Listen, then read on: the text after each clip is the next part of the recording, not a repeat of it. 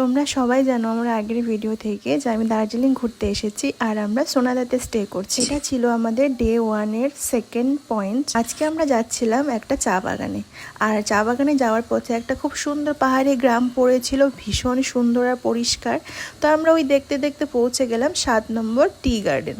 যাওয়ার পথে রাস্তাটা ছিল ভীষণ সুন্দর, দুপাশে পাইন ট্রি আর চা বাগানের মধ্যে দিয়ে আমাদের গাড়ি এগিয়ে চললো। কিছু দূর গিয়ে আমাদের গাড়িটা ঠিক এই জায়গায় একটা ভিউ পয়েন্টে দাঁড়িয়ে গেল। তারপর বাকি জায়গাটা আমাদের হেঁটে দেখতে হবে।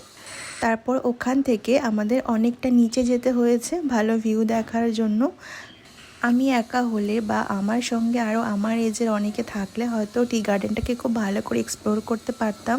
অনেকটা নিচে যেতে হতো বা কখনো অনেকটা উপরে, কিন্তু মার জন্য মানে মায়ের পায়ে একটু প্রবলেম, হাঁটতে পারে না, তাই একটু নিচে নেমে আমরা ওখানকার ভিউটা এনজয় করলাম। দেখো সেই দূরে একটা পাহাড়ি গ্রাম, একটু হেঁটে নিচে এসে আমরা ভিউটা এনজয় করেছিলাম। দেখো ভিউটা চারপাশে কতটা সুন্দর, মনে হয় এখানে একটা বাড়ি বানিয়ে বছরের পর বছর থেকে যেতে পারবো, কোনো অসুবিধা নেই।